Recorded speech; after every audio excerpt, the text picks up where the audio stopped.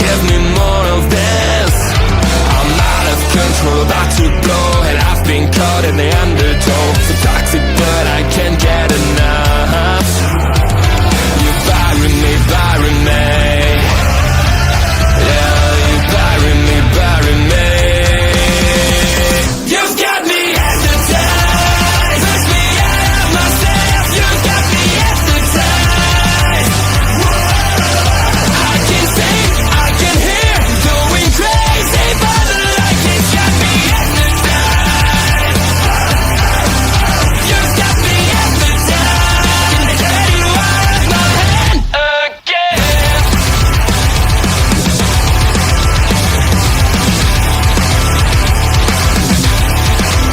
Is it wrong?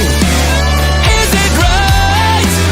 It's like I've won my final war without a fight. I'm out of control, about to blow, and I've been caught in the undertow. So toxic, but I can't get enough. You bury me, bury me. I know you bury me, bury me. You've got me hypnotized. Push me out of myself. You've got me hypnotized. I can see, I can hear, going crazy, but the light has got me hypnotized. I am in misery.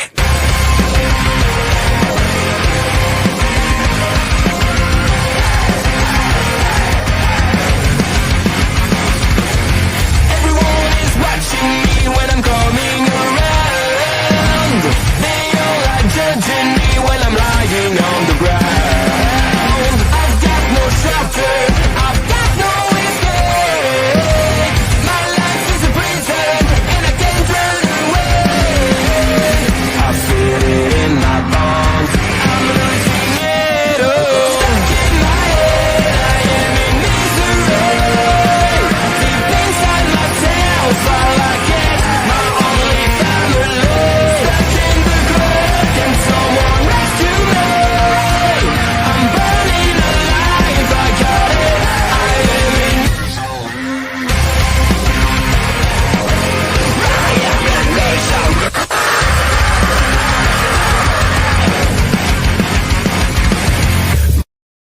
Why, hello everyone, and thank you for joining the Battleground post show. It's a crossover event that's been a long time in the making. The Besties of Bodyslam.net, the Tuesday night Besties, the Monday night Besties, they are just the best people. DC Hendricks and Amanda Savage are joining myself, Oled Ed Fries, and my tag team partner, The Natural Asher Bazaar, to talk all things Battleground. So exciting. Thanks for having us. Let's do it. Let's do it. It's an absolute pleasure. Look, wouldn't want to do this with anyone else. Thank you so much for the invite. I missed your two faces, so it is a pleasure to be with you. Absolutely. I've been picking at Ashford every now and then, be like, hey, we should have to get Amanda on again. And she's like, we gotta have new people. I'm like, yes, but can we have some of the good ones that we've had before too? Like, get some repeats in here too. We appreciate that, and we all, as Asher pointed out before we got on too, we all decided to match with our glasses. So we got a new club. We're starting it. Yeah. You know what? We can add one guy. He's having a rough night. He might need some friends. Carlos Silva. Oh, add him to the Glasses Club. He looks like he's having a rough night. He looked none too pleased by the end of the show. He did, however, thanks to Danielle from DTF Mania, did shake Trick Williams' hand after the match and after the show went off the air. So we do have a handshake between the two of them. So that's good. That's good. Hopefully things will be good. Was it just one of those moments where like he was just caught at a bad time, or like was that? I was going to say, is this a Britt Baker moment where she just has her hands over her face and she just gets caught on camera not knowing what to do? Seems more Could like be. it. Could be. At least it's not as bad as Rory McAllister getting caught on TNA broadcasting when he was supposed to be at a WWE house show. Yes. Could have definitely been much worse for sure. Joe. I guess let's start there. Let's start with the main event because that's the biggest news coming out of the night, and we'll go through the rest of the card as we can. Trick Williams defeats Joe Hendry to become the new TNA World Heavyweight Champion. Amanda, what are your thoughts on this? What are your thoughts on Trick Williams now, the NXT talent Trick Williams, holding the TNA gold? We were talking about this last week, and we couldn't come up with what Trick could do to us to make us boo him. And this is probably about as close as it could get, because I love that little Joe Hendry. Everybody loves him. That sweet angel. Nobody wants to see anything bad happen. But yeah, Trick was able to get the job done with a little bit of shenanigans there at the end. He did have some help from the TNA Championship belt, which was in the ring. But other than that, I don't know. I think it's exciting to have so many opportunities for them to keep having the crossovers happen. But I didn't necessarily think that was really going to happen. Did you guys think it was really going to happen? Yeah. I'll just put this comment up and leave it there. It's about to become insufferable. I don't know if she's talking about me or Trick Williams, but I will say I've been calling this for about 3 weeks. Really? That as soon as they got Trick into this program, where it seemed when he showed up at after Joe Hendry defended the title, she says both me and Trick. Bobby, thanks, Bobby. Thanks for the benefit of the doubt. Really appreciate it. The Ogre Lord himself. No, again, I love to fantasy book this stuff. I don't just go, oh, this would make for good story. I go, how does this play out? And DC and I were talking about this with Ashford a little bit before you got here, Amanda. I kind of booked this out all the way out to about Slammiversary, and they've already put the seeds in that I wanted to see. I wanted to see Trick Williams win here tonight. He did. We've seen Mike Santana, who says he's calling out the winner of the Trick Williams versus Joe Hendry match. Check. I want Mike Santana to be the person who defeats Trick Williams, because it's a heel that he can beat that puts him back into the forefront as being the main star of this new TNA, because Hendry can start to slip away and come work for WWE for a while, because Lord knows as soon as the clock strikes midnight on the night that contract is over, 5 seconds later, Joe Hendry's name is on WWE contract. So I think Santana's the perfect guy. I think the feud I would do in between, and I think we have time because they set up Santana versus the No Quarter Catch crew, or the Candy crew as we call it here. I think that there's a perfect in between, which is Elijah. Elijah's the one who eliminated Trick from the Battle Royal. Elijah's the one who, in all these things with Joe Hendry against Trick. I think Elijah would be a great person for Trick to defeat. He's a bit of a fan favorite. People love him. It can continue getting heat on him. And then when Santana's ready at a big show, which is why I say Slammiversary, I think that's where Trick loses it. It gives him 2 or 3 months of, doing something that actually matters, because there's nothing else to do. There you go.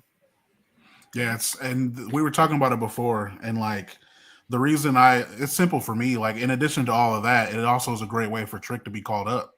It's perfect timing. They announced that the draft will happen, and they've said so far is it's before SummerSlam, and Slammiversary is late July, so that's right on the timeline. That's a great way to kind of turn the page, and Mike Santana becomes the guy in TNA, and also Trick gets to. By the way, shout out Mike Santana, man. I loved him even getting that time tonight. I don't want to take too much from Trick, but I love Santana, so it was great to see him get that TV time, get that kind of shine. But I'm with Ed 100%. I think it's a great way to turn the page, and the timeline fits, Ed. I think you're spot on.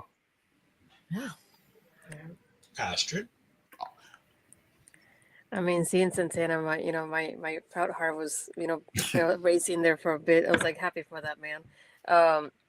No, it was I know that Ed, like he said, he had been fantasy booking this for a while, but it also made a lot of sense too. Once somebody saying in the chat, it's once it became the main event, that's what was another one of the signals for me of yeah, this is definitely gonna happen here, because why would you put the TNA World Title as the main event on an NXT PLE if nothing bigger is not gonna happen otherwise?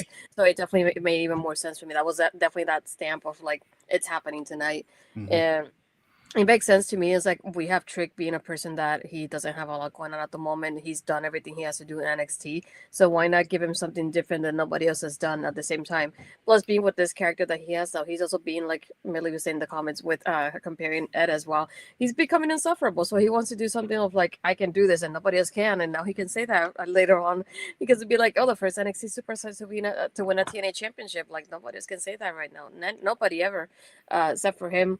But I do like just overall with the match. So I do like the back and forth they had. I feel like they had a great playing off with the crowd because you see the crowd chanting for Joe and then something would change to something to Trick. And it's just amazing seeing how the fans can easily battle between both of them and switch up between one and the other one so quickly because they don't know who to pick as well.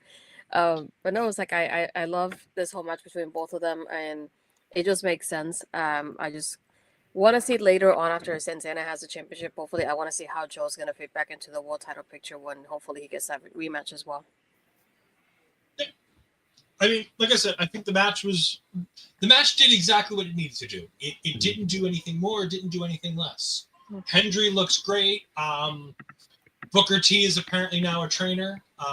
Good for Booker T. Anything to get him off commentary. Please, for the love of God, get this man off commentary. I love Booker T. Okay, 10,000 people do the thing during the Stephanie Fair match. Made me roll my eyes and wish humanity was different. We love Booker over here, so we can. The Besties love Booker. You do not. You don't. Do you? He annoys you. How he feels about Booker is how I feel about Joe Hendry. So. I mean, another previous guest we had, Santana, was very much in the camp of Trick. She wanted him to do horrible things to Joe Hendry. I was like, I didn't understand you hate so much of Joe Hendry. Yeah, I mean, hate is a strong word, and that's a strong word. But I will say, I'm gonna say her tweets pretty much spelled it out that she's really not a fan of Joe Hendry. Yeah. I wouldn't go that far, but yeah, but I was so very, nice, very glad to see him lose the title. Just saying, just for me. No. I do too, though. Like I think he did exactly what he needed to do. And think about this: the promo for the TNA World Championship had AJ Styles doing the narration for it. Like, what better way to stamp your approval on both of these companies have done everything they can to make Joe Hendry a star than to have AJ Styles agree to this? Because yes, you could tell AJ he has to do it, but the way this thing came off, you can tell that this meant something to AJ. And I pray that at Slammiversary or Bound for Glory this year, we get AJ Styles in the TNA Hall of Fame. Ooh. I'm hoping this is part one of two parts with the now official partnership that we can get what we wanted last year, which is AJ Styles in the TNA Hall of Fame where he belongs. Oh, yeah. I love that. Very much. It is not going to be Booker TNA. No. Bad Parish. Bad. We're going to go back to the beginning of the card now because we've talked about the biggest thing, and so now we're gonna get here and we're gonna go over all of the show. They started in a place I didn't think they would, but I'm very excited because I like this match. I wanted this match to get a big spot. I just didn't expect it to get the opening spot. Sol Ruca defeats Kelani Jordynne to retain her women's North American title. There's an ish involved in this. But Ashton, I'm going to go to you first. What did you think of this match? I enjoyed it, but I feel like I liked their first match better than this one. I don't know why. I feel like the back and forth was different, but I do like seeing this like difference out of Kelani here. I feel like she really portrayed it in her wrestling tonight.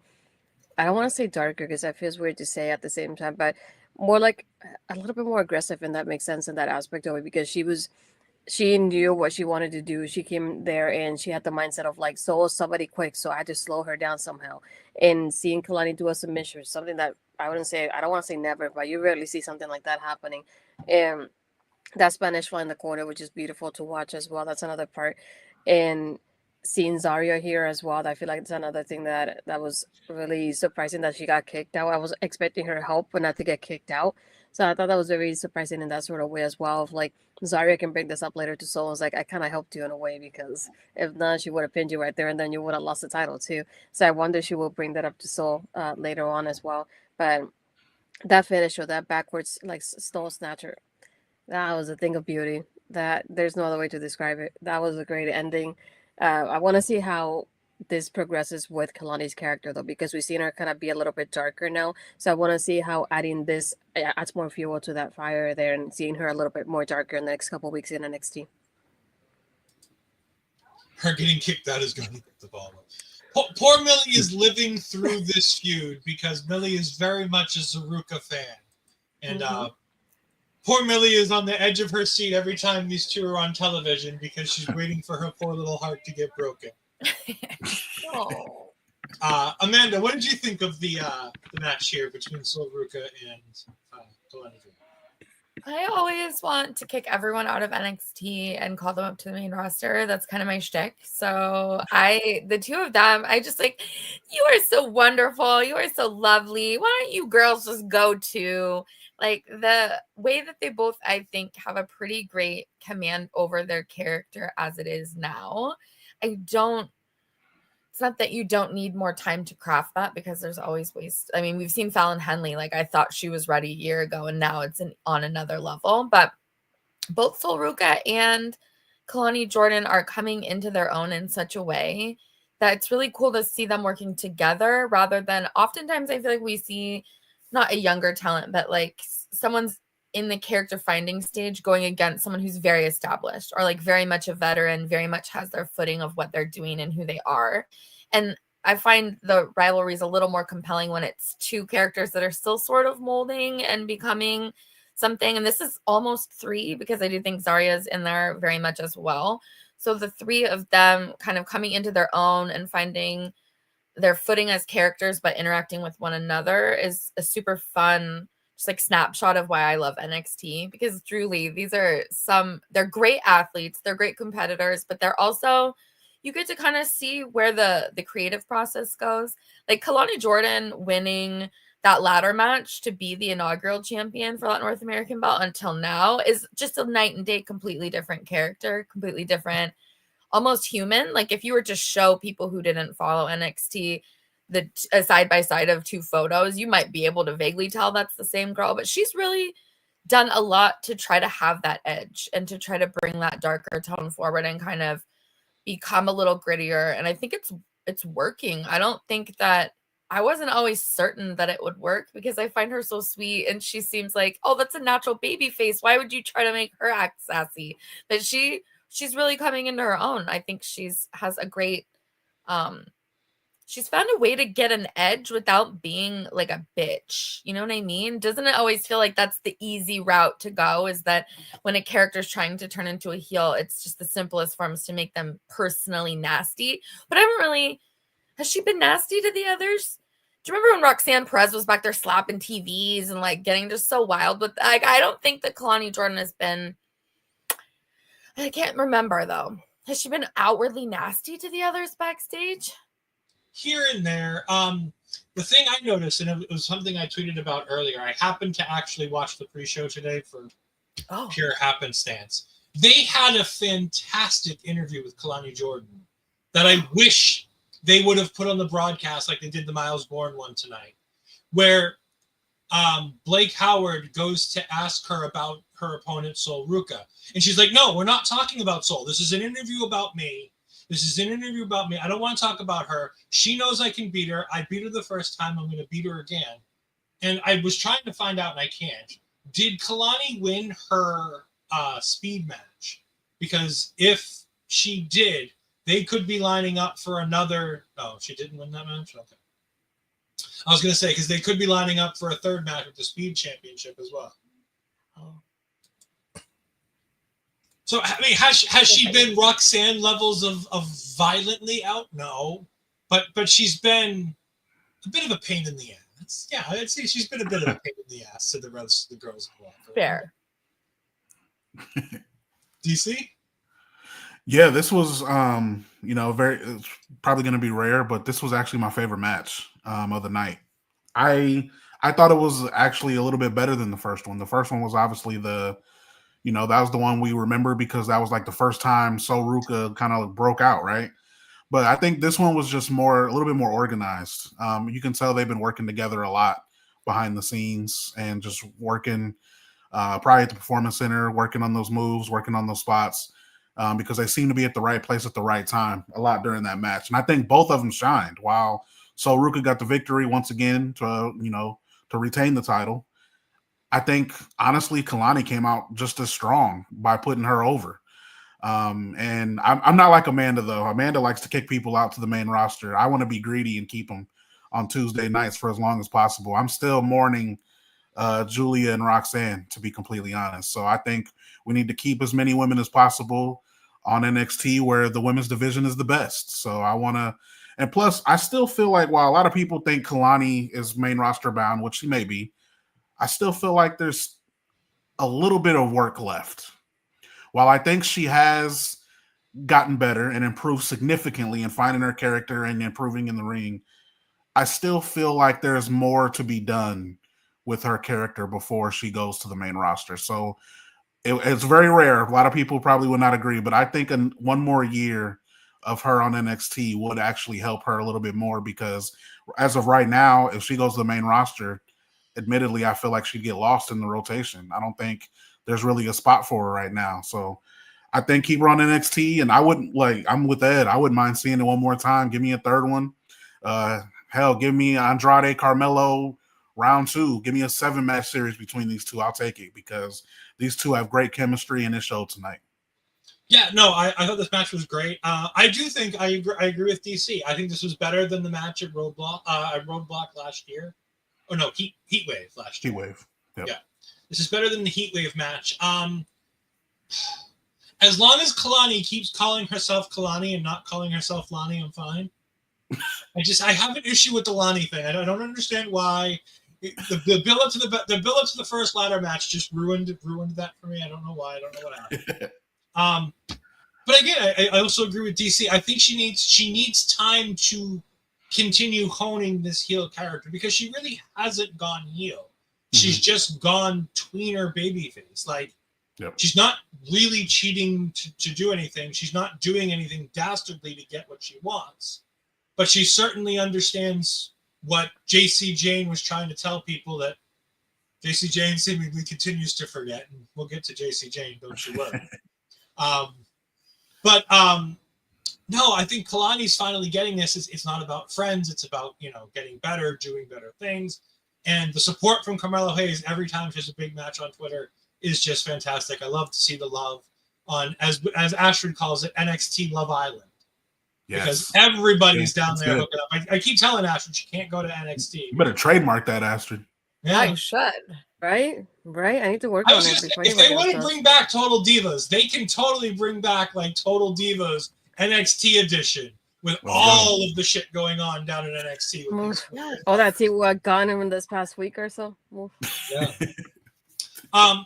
Like I said, I thought this match was great. I enjoyed it. It was a perfect opener, and it was a surprising opener because of the fact that it wasn't what I was expecting. I was expecting the 6-man tag because it gets it over with.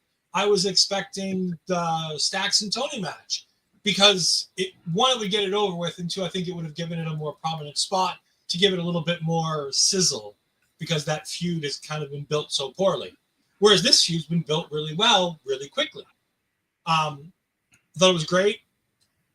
Zaria saving her from the split-legged moonsault was perfect. It was exactly what we needed. Her getting caught was surprising, but really interesting because it really starts to drive that wedge where Soul's going to be like, what are you doing? I don't want your help. I just want you out here. And Zaria's going to be like, no, you need to know better. Stop this. I think there's a lot of fun that can come from that. As Millie says, so many beautiful spots. Same, I want to keep them all in NXT as long as possible because they'll get screwed all over if they go to the main roster. I mean, I understand there's an injury too, but we already lost Kiana James to the main roster. Yep. To random abandonment and then an injury and then other things. And again, she looks like she'll be back. It looks like she's coming back. But at the same time, it's like, all right, where is it? Come on. Like, she's super talented. And if you don't got anything for Triple H, trust me, we can find stuff for her to do down here. Absolutely. Ava could use an assistant who's dastardly and wants to get things, and then we can move Stevie Turner to Evolve permanently, and we can slide in her to feud with Robert Stone, so we can get rid of Robert Stone to TNA where I don't have to watch him no more, especially now that he's aligned with that terrible person who's over there in TNA. And no, I'm not talking about Vix Crow. I'm talking about the other one. But no, I thought, again, back to this match. I thought this match was great, and I hope that they keep both of them, because Soul needs to develop more than just I'm really athletic as a character, and Kelani just needs a little bit more time of learning how the heel works, so that once she goes to the main roster, she'll be ready for whatever they throw at her, because there's really no need for another woman on the roster if they don't have something for them. The great thing about the Roxanne and the Julia call-ups, as sad as I was to see Julia go and as happy as I was to see Roxanne go, is that they have things tailor-made for them. Yep. They seemingly have things set up for Julia. They already have Roxanne in a storyline, and apparently Dominic Mysterio is continuing to woo all of the women. So, I mean... Dom's going for a 3P. I know this isn't Raw, but like, geez. Can we, from a guy's perspective, at this point, we just strive to be Dominic Mysterio. I asked the question to a friend of mine, and I'm going to ask it now because DC just kind of brought up a similar thing. Who has more Riz? Is it Dominic Mysterio kayfabe with potentially Roxanne, Liv Morgan, and Rhea Ripley? Or is it Buddy Murphy / Buddy Matthews with actual Alexa Bliss and actual Rhea Ripley? I think, you got to go Buddy. I mean, it's real. I agree. I think that's the better one. But Dominic Mysterio is giving himself a nice little roster here. It feels, I don't want to go too far into Raw, but like it feels, the Roxanne one feels a lot less about his Riz and more just about being manipulated. So I won't give him that one, but it is cool to at least, he has bragging rights for now. Oh, absolutely. I mean, he is Eddie's son, so obviously he that's right. That, Anyway. Wait, I'm over here getting over the fact. Nothing. She said nothing about talking about famous. I'm over here getting over the fact that you said Riz on screen. That's it. Well, it's the one word I know. I mean, nobody's explained to me the thing about the looks the other week that I asked questions about. Ashley still hasn't explained that one to me. What is it? What was it? What Ashley? Somebody was serving something, and I'm like, I saw no food in this scene. What was going on? I think it was Ricky. It wasn't it that Ricky was is it Ricky Saints with the serving looks or something? I think so. Mm-hmm. I was serving Luke's. Is it Luke's like W or LEWKS? Maybe. I'm a 40-plus-year-old white man. I really don't understand all this. You know who serves the best country vibes is Damian Priest. Okay, thank you. Continue this show. That's fine. I can see that. Millie also says, can we wait till after Evolution for the draft? Yeah, that would be nice. That'd be great. That would be good. Oh, all right, we move on to match number 2, which was the Culling versus Josh Briggs and the Jobbers. The NXT Tag Team Champions.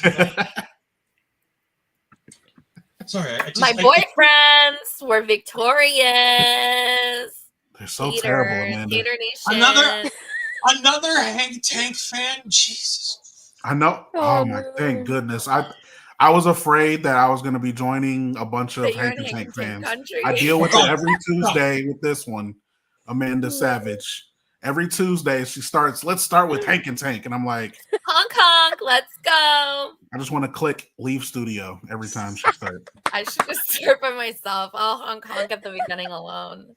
I think at some point we need to do a swap where me and DC do an episode of Tuesday Night Besties, and Astrid and Amanda come here and do Taking Over. just to see the differences in how these shows go. If we Wait, Astrid, are you a Hank and Tank fan? Hell no. Oh, okay, good. Woo! No, there is. Thank I goodness. am on Trash Island, and I am aware. I love trash. Everything that other people also hate, you love, no. I love it. No. Love Oh, it. Millie's a fan. Hong Kong, let's go, Millie. Nah. Oh. They missed I just think they missed a big opportunity here. I haven't been the biggest fan of the Culling at the beginning, but then like they cut a couple promos and I was like, all right, I'm starting to get it a little bit. And I think they missed a big opportunity in having them get the victory tonight. Hank and Tank get nothing from this. Like I don't know. It's just my opinion. Yeah, I've been mentioning this a couple times that I keep seeing more to like about the Culling every time Shawn Spears sits down with the camera behind him and cuts a promo to his three figureheads, because he continues to embrace the cult leader so much more interestingly than the Bray Wyatt cult leader, because he's doing things he's making them think this is all for them. Whereas Bray Wyatt was it's a family, it's all of us and whatnot. Shawn Spears is being it doesn't matter what I do, it matters what you do. Getting you guys across. And when this match was made, I was like, perfect. This is great. We can have Niko Vance get a big win over the tag team champions. We can continue to push Niko into a prominent spotlight in this tag team. We don't have to beat Briggs because we want to save Jensen versus Briggs for a big Tuesday night show or something else in the future. I think there's still time to do that. And I was like, you could really get this tag team title match going because Hank Tank have nothing going on. And I can't wait for the day that they lose the titles to literally anybody.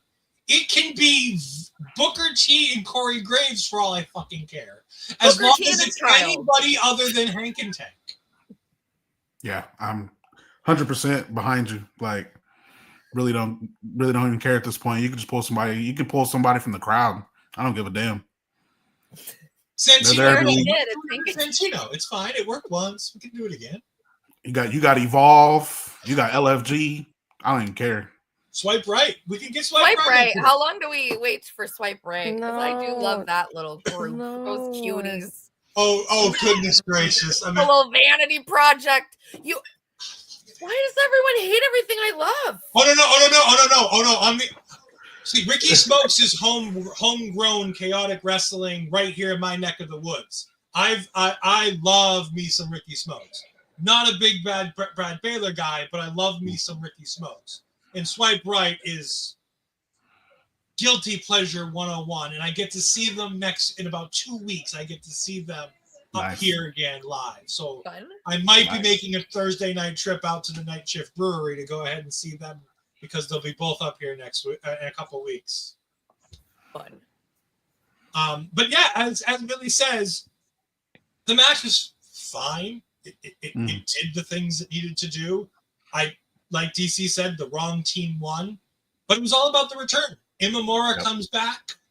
He's back. Our baby boy is back. I'm so happy. I'm so happy to see this little splashy man coming back in his big belly. It's fun. I love him.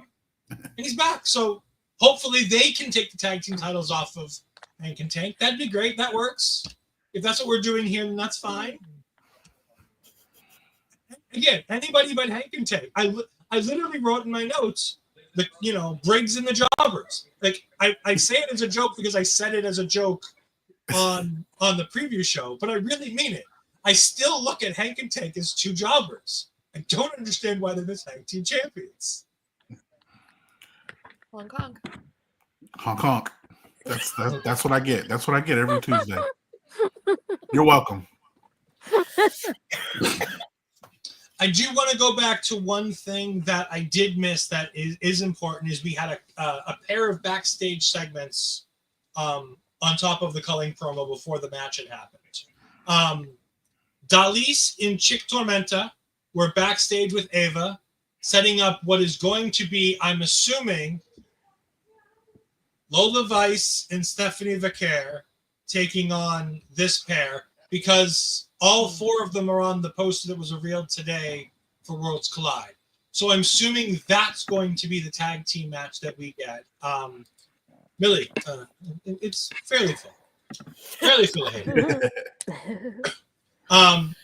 So I'm excited because I don't know anything about them, but I'm excited to see what they can do. Worlds Collide has become one of my favorite shows because 99% of it is because I get to see Psycho Clown. I love the clown faction of AAA. It is my guilty pleasure. It is my Hank Tank is watching these weird clowns in, because I always watch it in Spanish. I don't bother with an English translation. I just watch whatever Spanish version I can get of these shows and just enjoy it. So that's fun. After that, we get the Mike Santana interview that DC was talking about earlier, where he's talking about how he's going to call up the main event, the winner of the main event. And I'm like, all right, cool. So we are main eventing with Trick, which means Trick is winning, which means we're going to keep these dominoes falling the way I want them to. Charlie Dempsey comes in, and he's like, look, you're an outsider. You don't belong here. I don't need another TNA guy. And Tavion's like, no, it's fine. It's fine. I'll take him on. And I'm like, yes, please. Mike Santana versus Tavion Heights. Let's go. I can do this. Let's go. Banger Chuck incoming. is such a traitor. Wait till we get to that. Chuck is so rude. Charles is definitely losing some points with me. Not into it. Yeah, we call him Chucky. You guys call him Chucky? Chucky Dempsey. I evil. can't go against Ren Sinclair. If Ren Sinclair calls him Charles, he has to be Charles. That's true. Yep. Charles Chucky. Yeah, it all works. It's fine. I started getting worried after we had the tag team match, the 6-man tag, because we then got an Ethan Page promo, and I'm like, oh, is this going to be like Saturday night's main event where we get like all of these promos and stuff going on and we don't get much more wrestling? Because I don't need promos promoting the Tuesday night show on my pay-per-view. I don't need. But we do find out that the winner of the match on Tuesday night between Ethan Page and Ricky Saints, which will be opening the show, is going to be defending that championship against an unknown talent at Worlds Collide. I'm very excited to see what they pull out of their rabbit hat for this one. I am too. I mean, like you said, like I'm not even gonna sit here and pretend like I know that company like at all. So, you know how people on social media try to act like they know everything. I'm not one of those people. If I don't know about it, I'm not gonna try to speak on it. All I know is there's no way Ricky Saints loses this match and loses the title that quickly. So, I just want to see him and Ethan Page again. Got to see him a couple of times. Great chemistry. Obviously, we've seen him. Got to see him in the AEW as well. So I'm just excited to see it again. But yeah, like you said, Ed, it did kind of feel like it was like 30 minutes there where it felt like a long commercial for Tuesday. So yeah, I was with you on that. Anybody else on thoughts on the Ethan Page promo, Worlds Collide, before we start moving on to?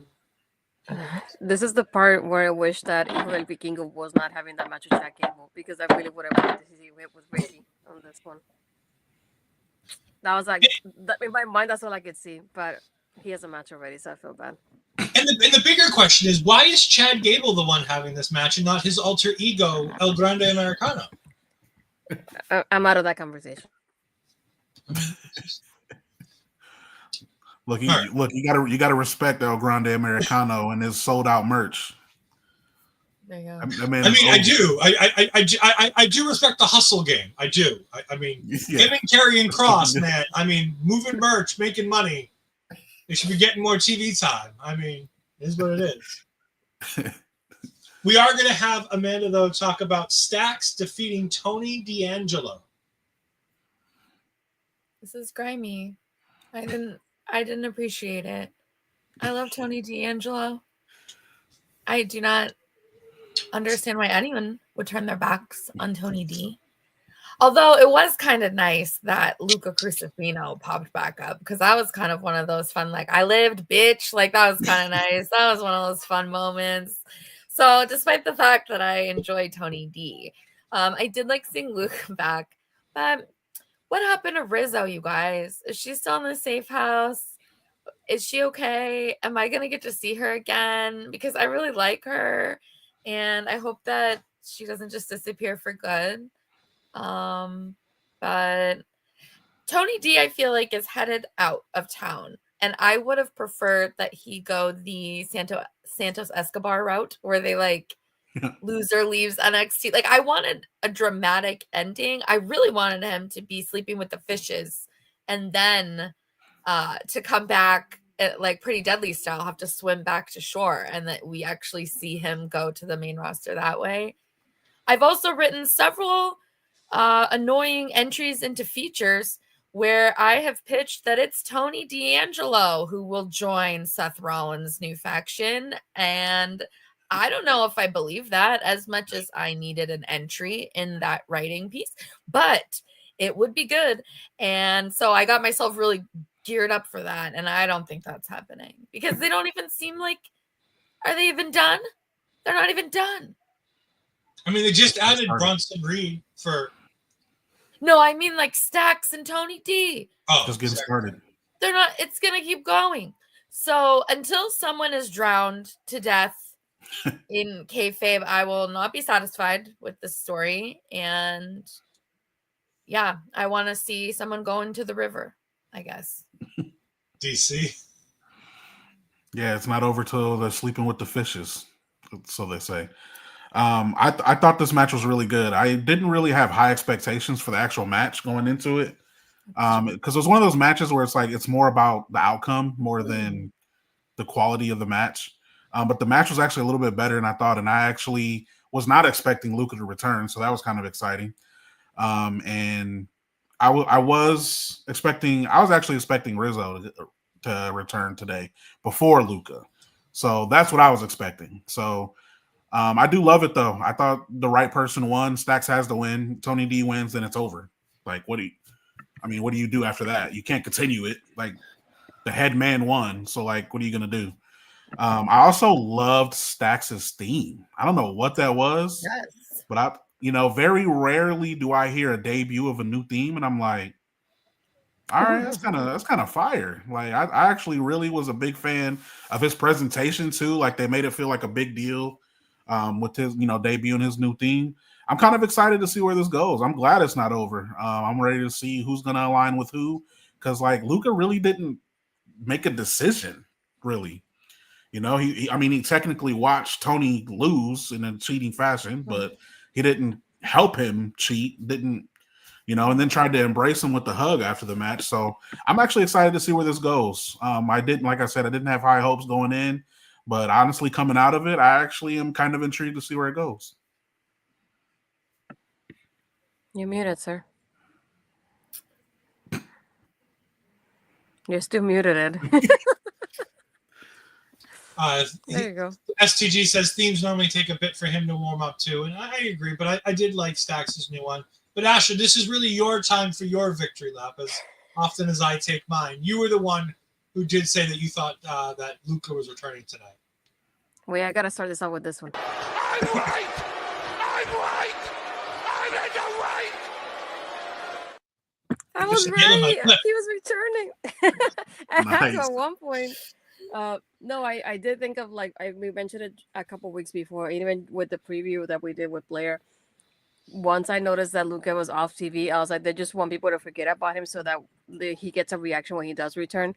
But I was more expecting him to get in the match and help, really literally help Stacks win the match, not like the way he did by just being outside and just staying there.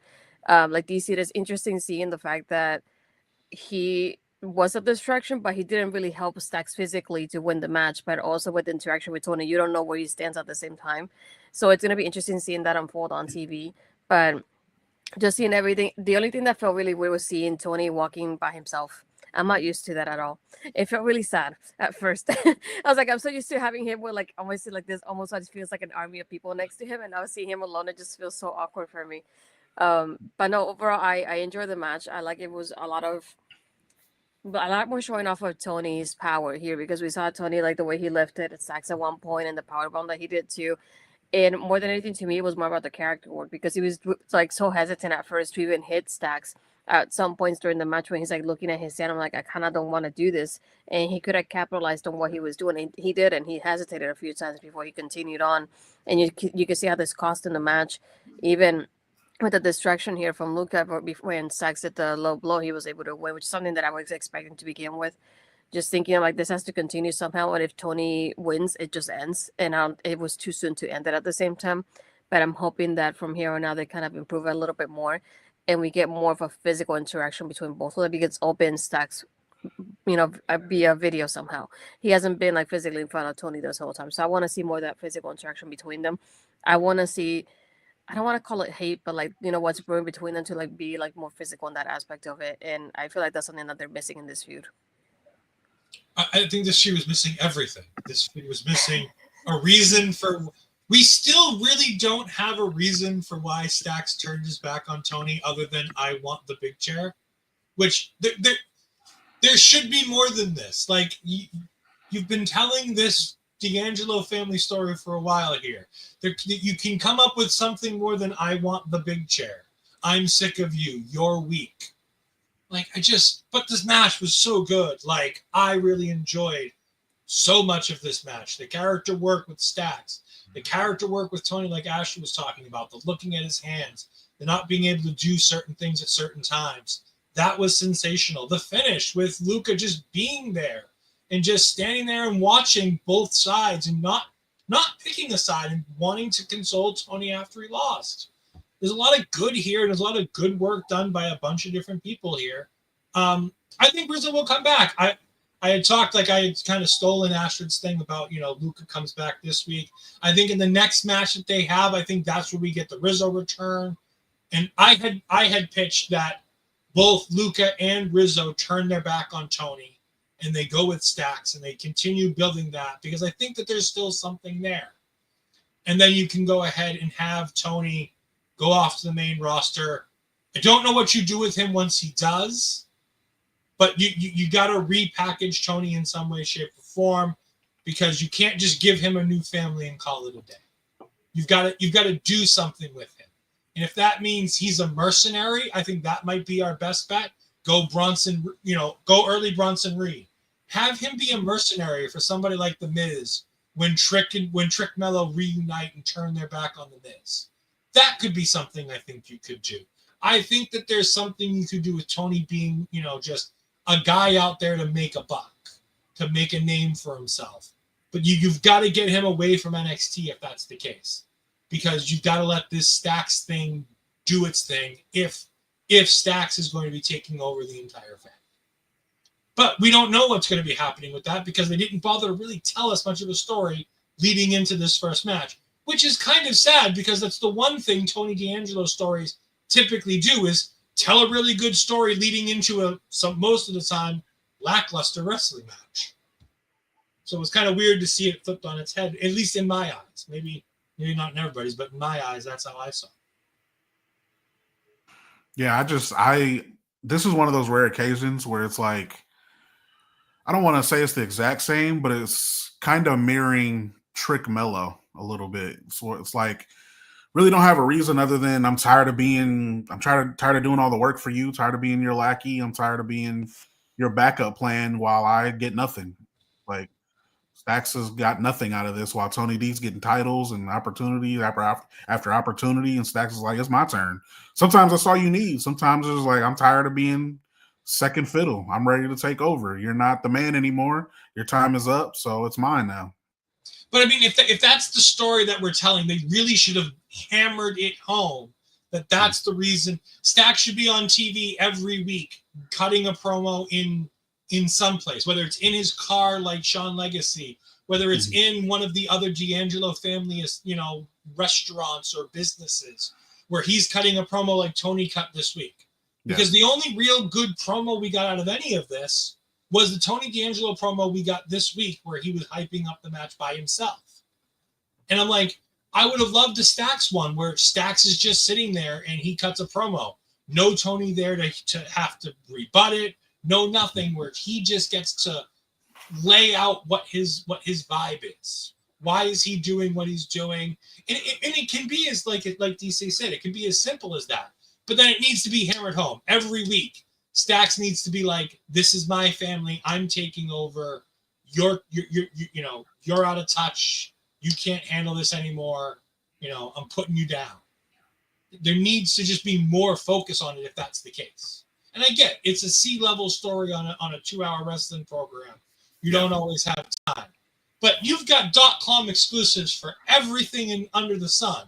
Even if it has to be a .com exclusive that we recap in a 2-minute segment, then do it. But Stacks has got to be out here doing the work if he wants to be the boss. It's true. We move on to my match of the night, but we're going to let Amanda talk about it first. Astrid talk about it first. Stephanie Vaquer retains the NXT Women's Championship, defeating Jordynne Grace. This is my main event. My main event of the night. No, this was a fun match between Jordynne and Stephanie here. It's just one of those, like, I feel like they really showed up what I know why they were not the main event, but they actually showed us why they should have been the main event as well. I feel with the performance here, the back and forth they have with each other, the false finishes they had as well. I loved it. There was a one point that Jordynne did a superplex and a jackhammer to Stephanie, and the way she did it so quickly, it just looked incredible. And even at the beginning when she just basically, I don't want to say like threw her, but like the way she like stamped her on the commentary table too.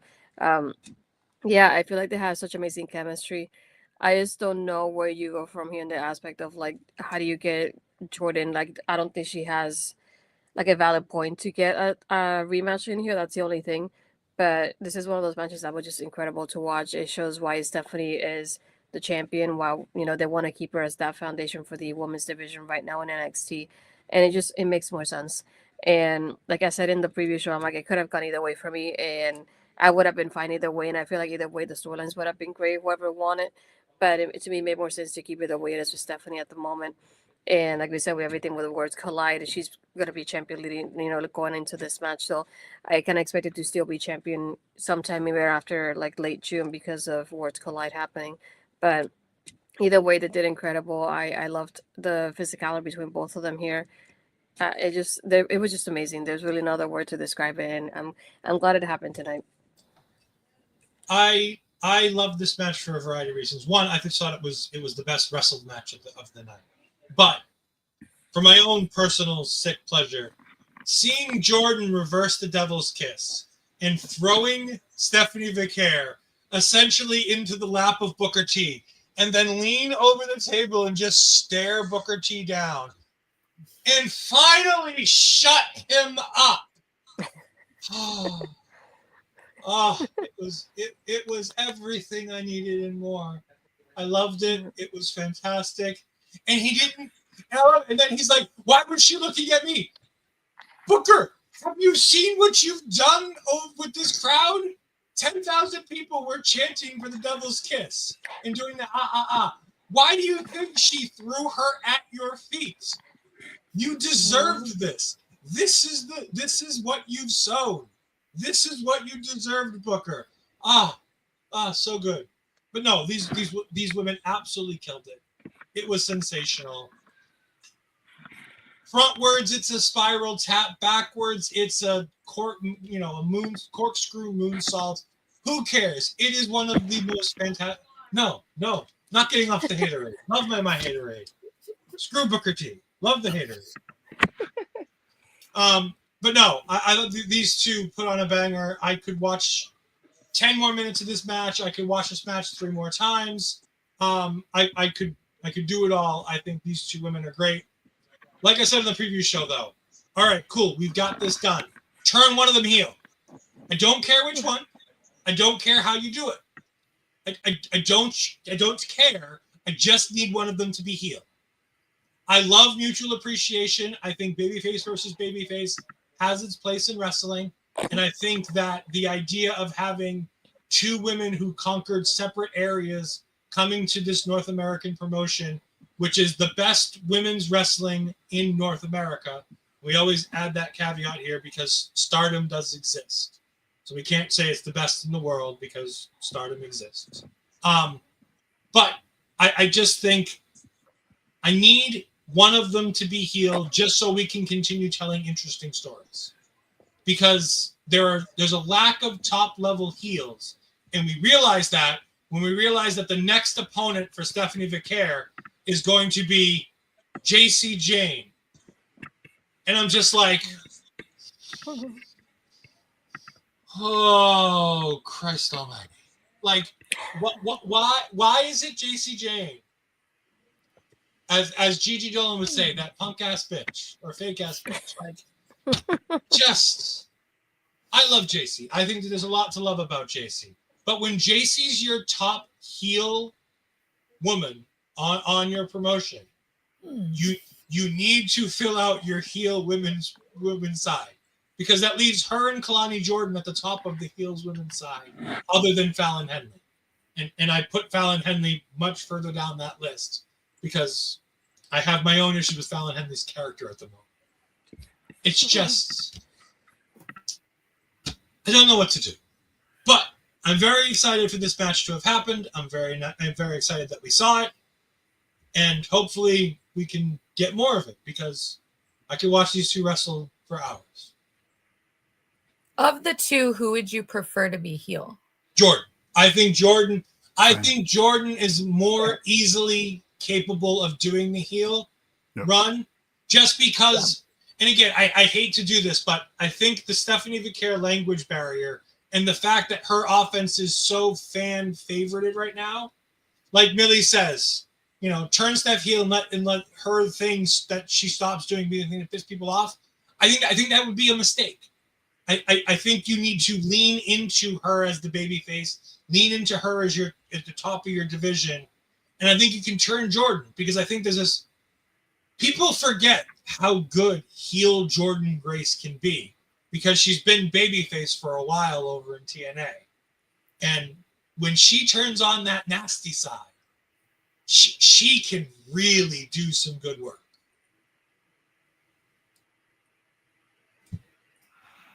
Yeah, I agree 100%. And I think that is what's coming. I mean, it's still just so fresh. Losing your top heel in Roxanne Perez still feels like it just happened. So I'm feeling like they're leading towards that. I also think another person that they're going to be going heel eventually is her partner that she's going to have facing the two girls from AAA, and that's Lola Vice. I think Lola Vice is going to end up turning on her and officially go heel as well, and probably stay on there another year. So I think they're in the midst of switching a couple people and officially making them a heel. But yeah, 100%, it's got to be Jordynne Grace. You can't turn Stephanie heel. That just doesn't make much sense at all. And I hated when people were saying that they wanted Javon Evans to be the leader of Dark State, and it's like, you can't do that.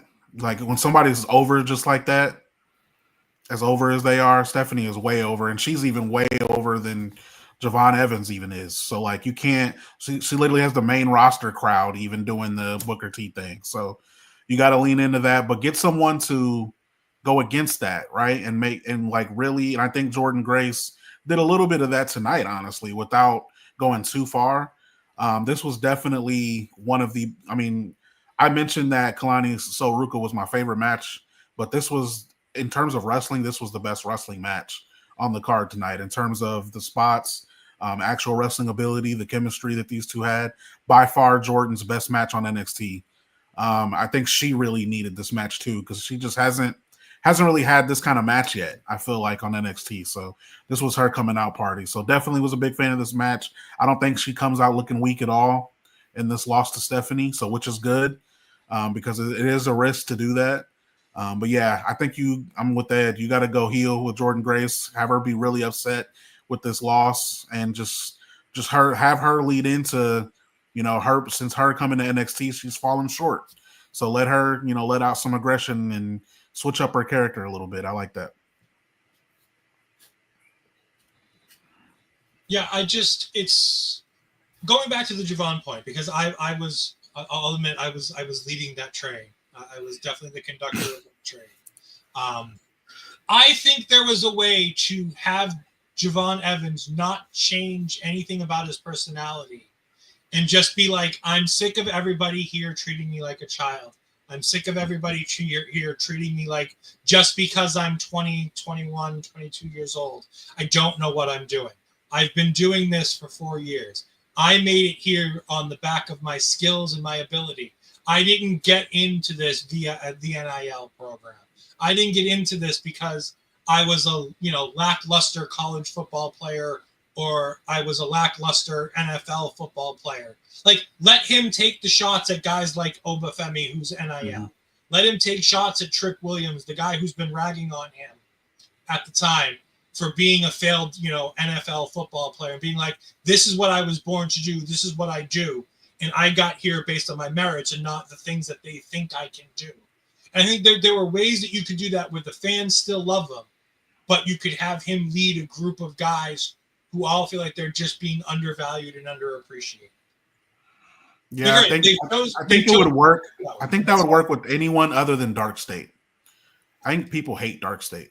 So like they're just, there's just also a lot of NIL guys, so it wouldn't like I agree the NIL might be an issue there. Like I hadn't thought it all the way through, but I'm like, I think you could do that because I don't know. I think you could have gotten through it. But no, I agree. Dark State is, I think Dark State, the reason why people hate Dark State is because they're a less focused Retribution. Yep. Which is saying something with how little focus Retribution has. Yeah. And I know saying that I have to be careful because this guy might pop out of nowhere. Hold on. You're watching OLE, and this is a Dijak Hijack.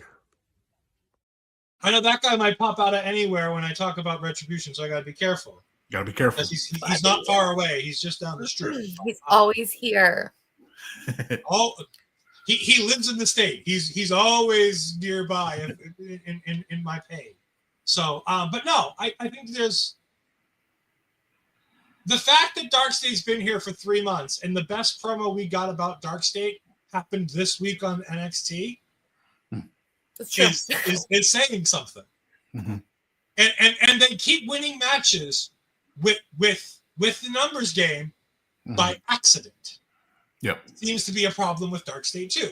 There's just a lot of Mia Yim, but I think people forget Mia was in Retribution and they just focus on a couple of those boys. I honestly forgot she was in it. Retaliation was indeed there for a brief period of time. I forgot about that. Oh, we move on. Ricky Starks gets an in-ring promo. And I was like, oh, this could be bad. I don't really need this. But he did say something that I thought was very interesting. This title makes me an ambassador. And if I have to go to, and he specifies Tijuana, which I don't know if that's where Arena Mexico is. So I was kind of hoping that that's where it was. Because he's just randomly throwing out Mexican cities. And I'm like, no, Ricky, don't just start randomly throwing out places. Is it? I don't know. Because he says Guadalajara and Tijuana. And I'm just like, oh, Ricky. Oh. Say random. Well, in Wikipedia, it just says Mexico City, so no. That's where I thought it was. And that's why I was like, oh, Ricky, no. Uh-oh. I love the idea of him trying to embrace the regionality of North America with this AAA partnership where he's like, if I have to go to Mexico, or in my mind, Arena Mexico and defend this, I'll do that. I'll prove that I'm an ambassador for this product in this area. And I'll do it. I'm like, that makes a lot of sense. That's really cool. And then Ethan Page attacks, and I'm just like, fucking. Do you not love it? What are you talking about? I'll also say this. I don't love Ethan Page. Wow. I think Ethan. Yeah. So. Yep. I we don't disagree on that one. I think Ethan Page is ultra talented. I think Ethan Page is a fantastic wrestler. I could do with that. I was happy. I thought he was getting Josh Alexander, and then he didn't. And then I thought he was going to the main roster, and I was very happy. And then he didn't. And no, you can get rid of him. Trust me, I'm trying. I'm trying to get rid of Ethan Page as soon as we possible. love all the opposite stuff. Yeah, I was gonna say I love Ethan Page and Ricky Saints. So Ricky and Ethan to me are my Rock and Triple H. Like I will watch them fight for the next 10 years. They will grate each other the entire time. yeah, And then like I love later in life, they can both end up in the boardroom still trying to have a dick measuring contest with each other. Because it sort of feels like what that's continues what it to is. happen. That's what But it is. I love it. I love Ethan and Ricky. Wow. I wouldn't say that's why I love it. I love Ricky. I can do without Ethan. I love Ricky. I want Ricky. Okay. That's true. I've been feeling a little bad for Ricky. It's like Yeah. like a little bit like his promos are just I don't know if it's just the crowd or what. Like I be feel like behind the screen I'm like yeah I be feeling his promos, but it's like he gets no reaction. I feel so bad. I do. I feel so bad. It's like because it's like he's saying all the right things and like I hate when crowds don't do what they're supposed to do. Like you're supposed to react to what they're saying. He's a baby face. Yay, cheer, clap, yeah. And it's like he speaks and they're just. Is there any really hated heels right now, though? Like that you actually dislike? Because I think what made In the Ricky men's Saints division? so good in AEW was like he got in the weeds in promos with like MJF, with like Edge, and that one was kind of just like they had sort of nasty back and forth where it feels like, oh, they don't like each other. You know what I mean? I think that Ricky works very well when you have the other side. It feels like, oh, they don't like each other, and that's almost only Ethan Page. I can't really see if you would have that dynamic with anyone else that would be super. I think by default, Ethan Page is the most hated probably heel in the men's division. So that's probably what they're trying, but it's not. I don't think it's. I mean, I want to see them wrestle, but in terms of like the actual storyline and build, it's just not. Yeah, I just feel like they need to develop Ricky a little bit more because we barely seen him wrestle since he started so far, and I feel like the promos have been here and there. But they need to show him off a little bit more. So I feel like he needs to have a couple matches with people, obviously, that are not Ethan Page, just to show off a different side of him. And you know what, this promo show off a different side because so far it's, but the back and forth with Ethan has been almost like, I don't want to say the same, but it's very similar in that aspect of it. So to me, I feel like if you think about it, this was his debut. Ethan has shown a little bit more personality than Ricky has based on his performances. And I feel like Ricky hasn't had the opportunity to do the same thing Ethan has, if that makes sense. Mm-hmm.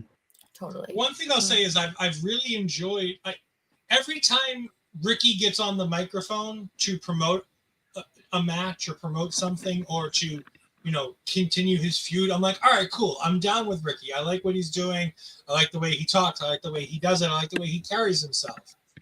But all his matches in NXT, and again, I'm taking away the AEW stuff and I'm just focusing on the NXT stuff. Me and Ash have talked about it. They kind of feel a little samey. Not his moveset, not things like that, but the way that they structure his matches feels like it's the same match, just insert different opponent. Shawn Spears, Ethan Page. Those two matches, the one where he won the title on NXT and when he defended the title at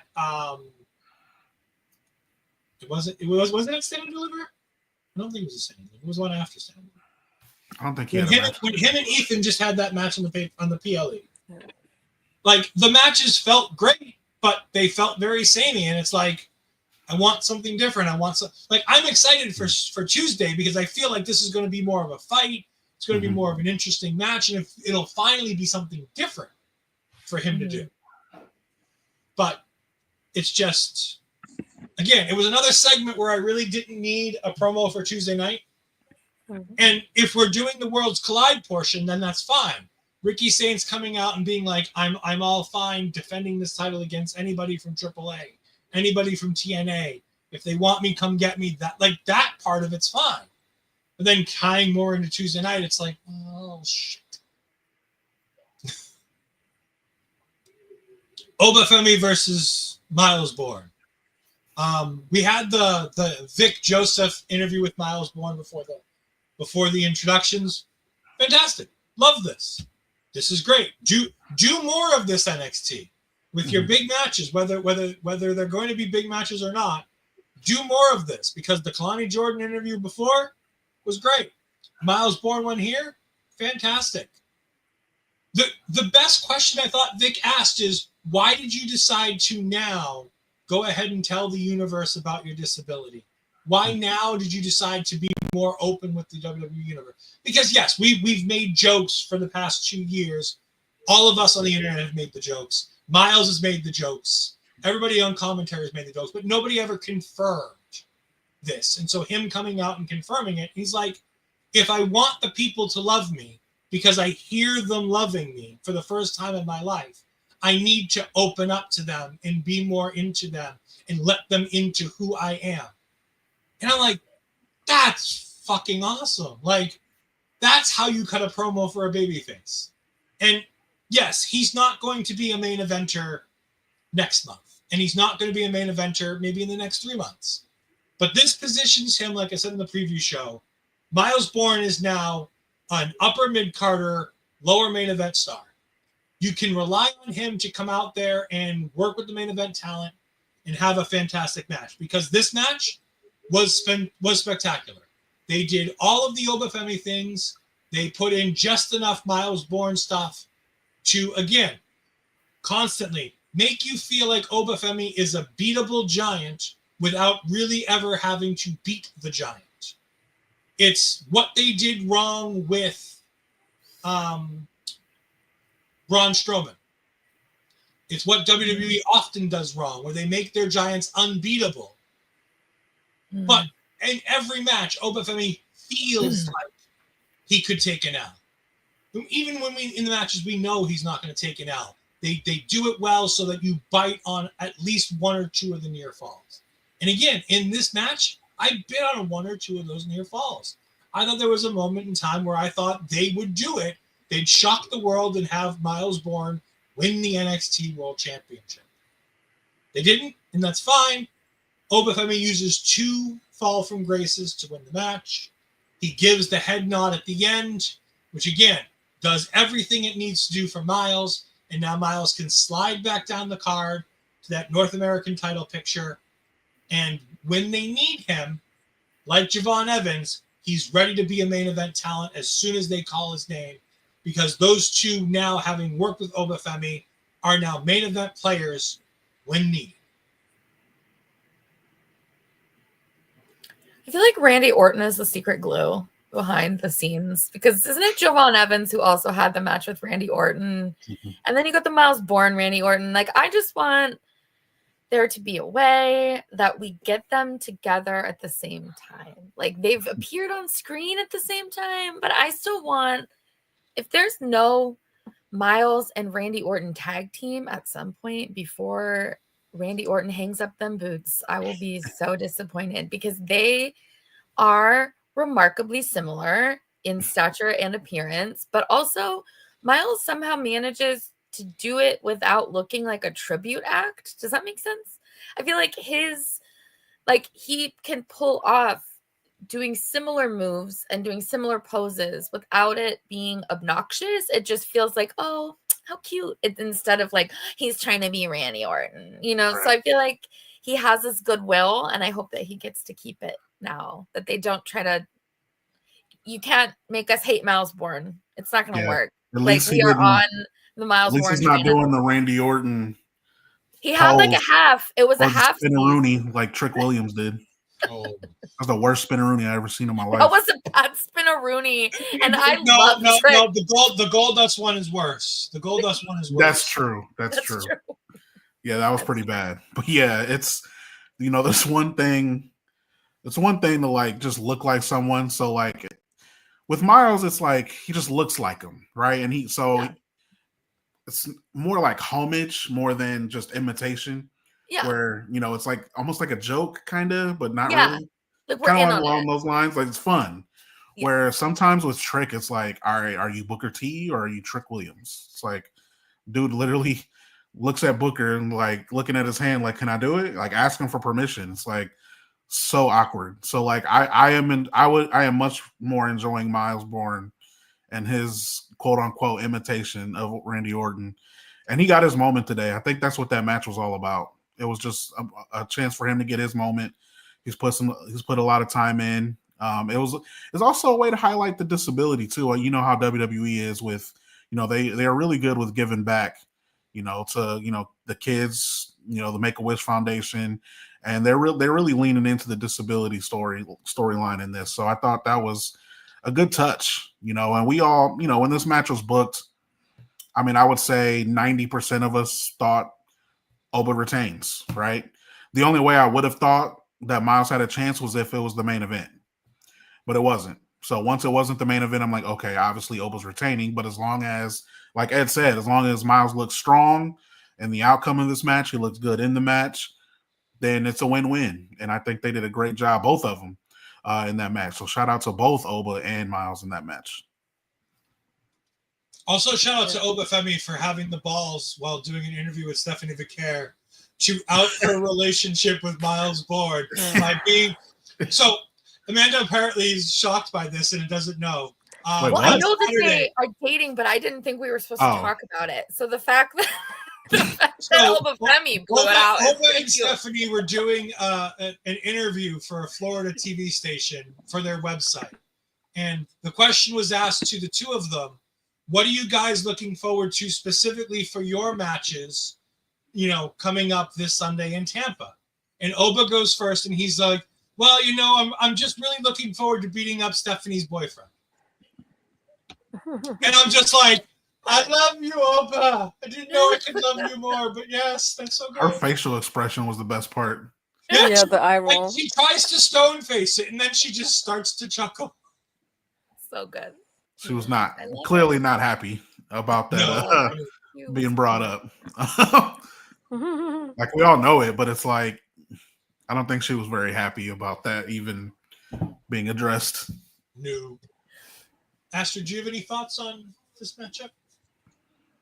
Yeah, I was gonna say from the beginning here, it was interesting seeing how everybody from the Candy Crush, we call them, kind of bump fists with Myles, but when he did it to Charlie, it didn't happen. Actually, Charlie looked at him, it's not happening with me. But I love the fact that even at the end, that even with his performance, even with him losing, I love the fact that Oba gave him that nod of like, you earn my respect with this match, and that just speaks volumes about not only Oba's character but Myles' performances as well. And I feel like he did very well here with him. They had a great back and forth. Like the fact that he had to do the fall from grace twice to be able to beat Myles, that just gives you so much to talk about when it comes to his character there too. And I feel like he did incredible. And I think this is one of those, like I mentioned during the previews, like this is the way that it was basically like a test to see how Myles would perform. And I feel like he definitely passed and seeing the way he did it during this match. And I feel like you can also see him, not necessarily with Oba, but you can see him kind of being a part of the main event, seeing with somebody else in the future as well, because we've seen it happen once already. So I think this is very interesting to see how Charlie will react to it later, seeing that Myles lost. But still, he had a great performance with this match. And yeah, he did very well. I'm happy for him. I'm glad to see somebody with a disability being highlighted the way he is and being shown that just because you have the disability doesn't mean you can't do certain things. And he's proof of this as well. So yeah, they did very well. Very fun match. And like DC was saying, it was one of those, like, we could almost automatically assume that Oba was going to retain. So it was nothing doing that aspect of it. But we feel like even with knowing that information, we still enjoy the match knowing how it would end. Yeah. And we've now come full circle with the pay-per-view, as we are now back to, well, I'm sorry, we have one last segment. But Millie says, I love that Oba is a character. He knows he can destroy you, but he's still going to respect you when you prove yourself. Oba's the weird heel because, like, they want us to think Oba Femi's a heel, but the crowd loves him, and he doesn't actually do any heel things. He's just like, you earn a shot at me, I take you on, I beat you, we call it an end of day. He's also like your really lovely Nigerian neighbor. Like, I don't know if anyone else has a lovely Nigerian neighbor, but like, like a nurse, just like a kind person in your community. They're going to have to make him feel more menacing, because I think if you have any experience with Nigerian people, you know that he just seems as a big sweetie, right? So I don't think sometimes. See, I don't even think he's a heel. I mean, is he meant Really? to be heel? I don't think he is a heel. Like I've always put him on the heel side as just like I don't see him as a baby face. Like I just see him as a like a confident giant heel where it's like yeah, see, I like, and like even after the match, he's like high-fiving fans, like shaking their hand. Like I've never really seen him. The only time I thought he was becoming a heel was the triple threat with Trick and Javon. That kind of felt like he was going that route. But like to me, he's just more of a tweener, really. I mean, that would work. I guess you could. There's moments where you could lean either way, but I personally have always felt he's more of a baby face. From the moment we started chanting during his entrance, you know, the whoo. Like as soon as we started doing that, it's like you're not a heel anymore. Sorry. There are no. I was there live doing it with him when he was in Lowell. I was doing it. I was. See. Yeah. So you get it. Oh, yeah. He's my favorite baby boy, and no, he doesn't have to necessarily be a heel or a face. Like I said, it's just more of how I think WWE portrays him because he seems to, he tends to fight baby faces more often than he fights heels. So I tend to just put him on the heel side. But like I said, it's heel in quotations because he doesn't act the part, he doesn't really wrestle the part. He's just big beefy dude who does the things he needs to do and tells you exactly what it is every time. The last thing we have to talk about is we have another scene with Dallas and Chip Tormenta backstage as they're in the face of Stephanie Vaquer, pretty much setting up that tag team match that we're going to see at Worlds Collide. Meanwhile, JC Jane is still in the background. She was also in the background of the Mike Santana segment, arguing with Fallon Henley, who had a rough night on social media. I'm glad that that's all cleared up, and I'm glad that she's going to be okay, because that was a rough night for Fallon on social media. What were they doing to her? Somebody hacked her account and said that she used a picture that she posted on Instagram to say that she had breast cancer. Oh. Or that it was a part of a different conversation that she was having in private with somebody else. And she's like, I'm fine. I have no issues. I'm physically healthy, ready to go. So, but JC Jane leaves that confrontation, walks up to Stephanie Vaquer, slaps her in her face, and is like, hey, Stephanie, it's me. And I'm just like, oh, shit. Hey, it's me. She's definitely, and JC Jane is definitely the problem. Yeah, I wasn't a fan of that at all. I mean, I kind of get where they're going. I don't even think she's really like necessarily going after the title. I think it's just her trying to light a spark in Fallon's ass because JC's tired of losing. So there you see them arguing in the back, and then all of a sudden she's just walking up, smacking the NXT Women's Champion. It's like, this is how you do it. This is how you cause some chaos, and this is what we need to get back to doing. This is how we were running the division when you were the champion. Yada yada yada. So I at least I'm hoping, because I really can't deal with JC Jane going for the title, nor do I buy that she is a legitimate contender. Well, we don't have to worry because as we got some bad news pointed out to me, it's happening on Tuesday. The title match will happen on Tuesday, so we won't have to worry about it very long. Thank goodness. I agree. That'll be a bathroom break. Speaking of things that we are thankful for, I want to thank once again the Besties for jumping in and joining us tonight. I greatly appreciate it. We're going to go ahead and start with Amanda. Ladies first, as always. Tell the good people where we can find you, what things you have going on, and tell them all about the Tuesday Night Besties. Oh my gosh, Tuesday Night Besties. Oh, full screen. Oh, now I got to see how goofy my ponytail was the whole time, girl. Yes. Anyhow, I am, you can read my features on WrestleTalk.com. They are fun lists that I am continuing to question whether or not people read because it is accidental rage bait. But yeah, I just want to see the Bella Twins back. So I will keep putting in every list. Thank you very much to the man who asked me about that on Twitter. You can find me on Instagram.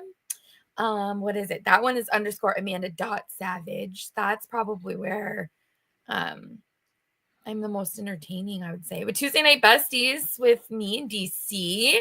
We are back at it again soon. So that's about it. I'm not a very exciting person. feel like Her DC has better Instagram projects. is very entertaining. I do follow her Instagram, and I occasionally It's respond. mostly pictures of food that my kids won't eat. Like if you're looking for pictures of cute lunches and then you get to see me throw it all in the garbage, that would probably my Instagram would be for you then. Mr. DC, what have you got going on? Too much. Yeah, like Amanda said, Tuesday Night Besties each and every Tuesday on Bodyslam's account, recapping along with, recapping with Amanda every Tuesday after NXT is over, what's going on there. I'm writing for Bodyslam for right now as well. I was writing for Screen Rant for a while, but they discontinued their WWE coverage. So I'm going over to Bodyslam for now and going to write some articles for them. And I also have a podcast of my own with some friends of mine called WrestleHolics. So you can check me out on there. I'm a lot more animated on there, and we can get off the rails pretty heavily. So if you enjoy, and you're adult content for sure, so don't listen to it with the kids. That's for sure. So WrestleHolics podcast and Bodyslam is where you can find me. And of course, if you're looking for anything Bodyslam, I think we still have that. It is just bodyslam.net pretty much everywhere, correct? That's I think correct. so. Yeah. Okay. Yep. Think so. And I'm at DC Hendrix on Twitter, official DC Hendrix on Instagram. We have two Bodyslam writers here with Astrid and DC. I'm the only non-writer in this group, which is probably for the best for all of us. That's what editors are for. Nobody would want to read the things that I read. No one wants to read what I write either, Ed. Oh, You're gonna do it, brother. I would read more if the Wrestle Talk website didn't throw me an ad that blew up my screen every 20 seconds. I cannot address the sexually transmitted diseases that you could get from any of these websites.